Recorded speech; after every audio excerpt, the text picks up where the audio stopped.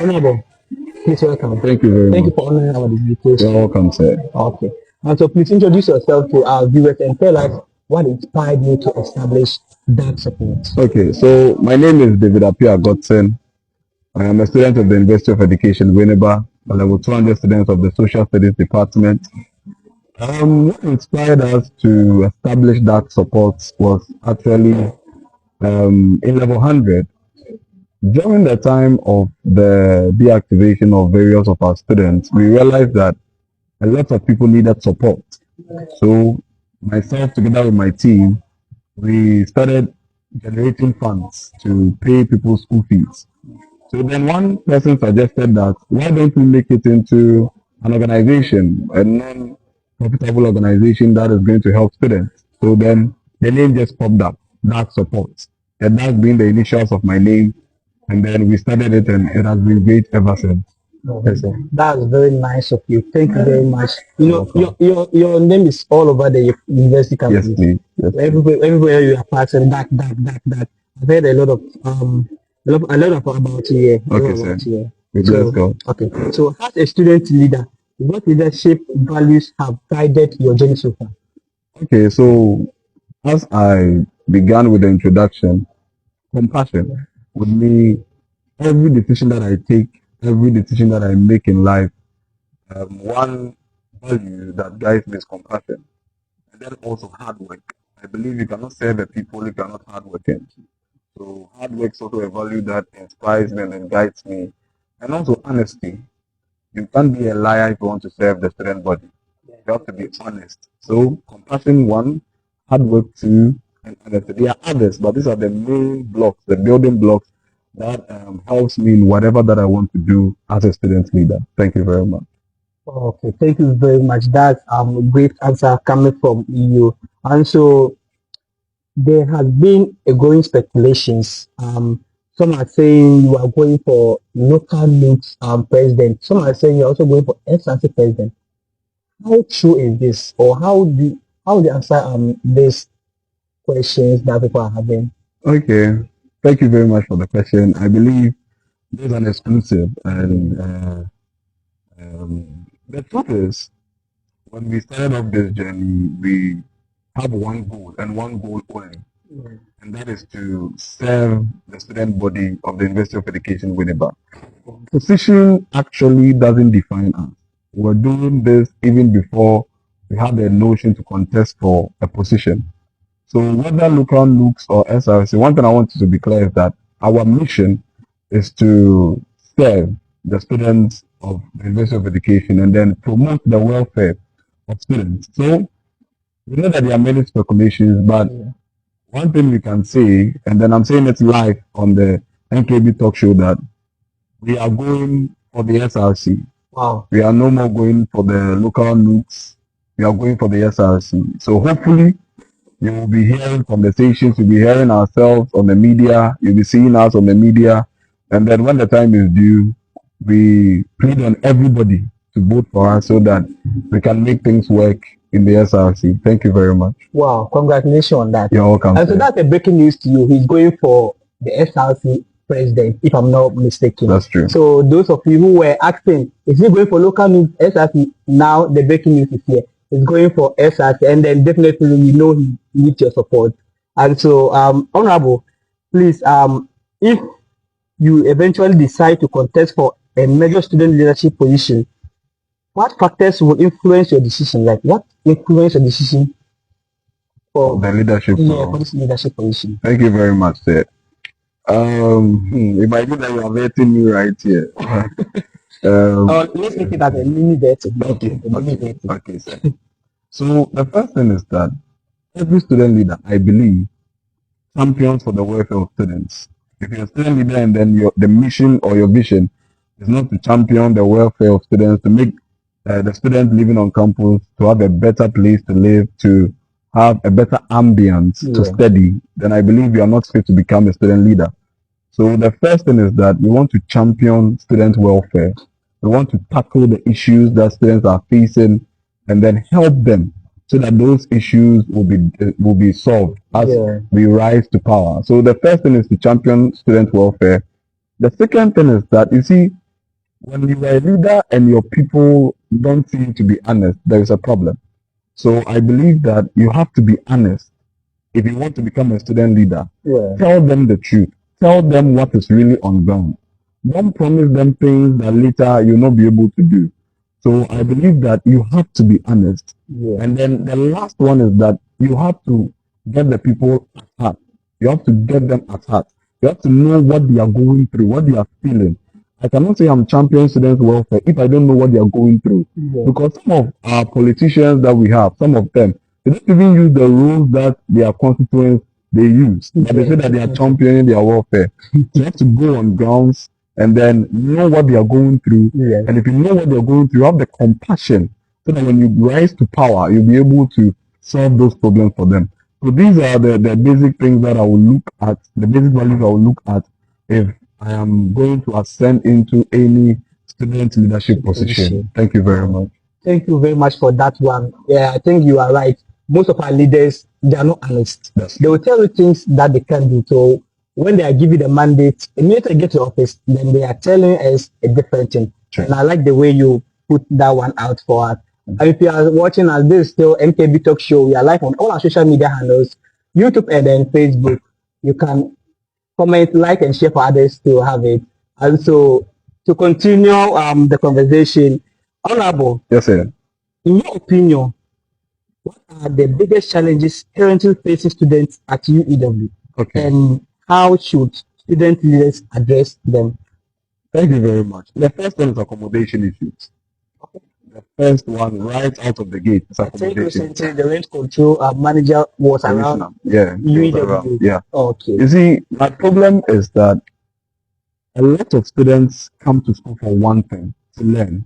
But it can so happen that instead of them getting a good place or a good ambience to learn, they will see that they are in certain places that they are not getting the peace and comfort that they will need to learn. Yeah, definitely. So when it happens like that, it makes even them learning a problem.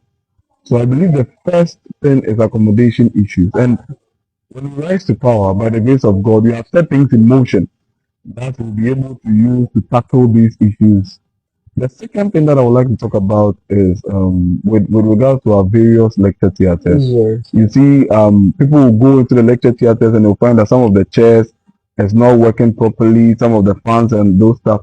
You see, and one thing is, as much as it's a problem, we are the cause of that problem. Yes. You see, let's be frank with ourselves. As I talked about honesty, you can actually see your colleague student destroying a property of the school, and then that same colleague student will come and say that the SRC is not working.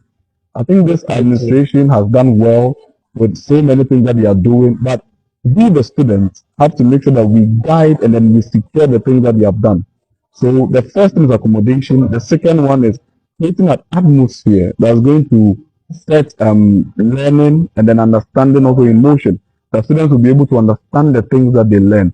One thing also is our roots. I think we're having a major problem with our roots that it needs fixing. Yeah. So we would leave with management to tackle that issue also. So I mean the challenges are many. That's why you see people in these reflectors on campuses, in halls, to try and speak with students so that we know the other issues that we might not know. Because we are not God. We cannot know everything at the same time. Yeah, definitely. That's why we go on grounds. The DAG team, Team DAG, will go on grounds and then we interact with students in their various halls. So this is giving a message to our various students that if you see our people in your halls, they are not there to intimidate or they are not there to disturb you, but rather they are there to know the things that you are going through, so that if you rise to power by the grace of God, we'll be able to see how best we can tackle it. So these are the few things I believe is going on, and then I believe as we engage with students, the rest will be added to make our living here a successful one. Thank you very much. That's very wonderful. I like the way you've been able to identify problems students are facing recently before contesting for this position. And so here we have it. In case you see them at your various hostels or halls, please welcome them, because they are coming to get to know the problems we are facing and then do what? Solve them. Yes, sir. Yeah. Okay, so Honorable, please, what qualities do you believe every student leader should possess to effectively represent students? Okay. Thank you for the question. The first one, I can't talk for all student leaders, but for me, if I'm assessing a student leader, the first one that I will look out for is compassion. How compassionate are you? You see, if you are not compassionate, as I've been saying throughout this interview, you will not know what your fellow students are going through. Definitely. You see, when we rise to power, when I say we, I mean student leaders. Student leaders. When we rise to power, sometimes we forget the people that help us rise into power. So then, even when they are calling us, they don't even answer their phones. But if you are compassionate, you will understand that the same people that made you to become who you are the same people that you need to help so that they are still on campus to become better. So as a student leader, you have to be compassionate. You have to know the problems they are going and it has to affect you.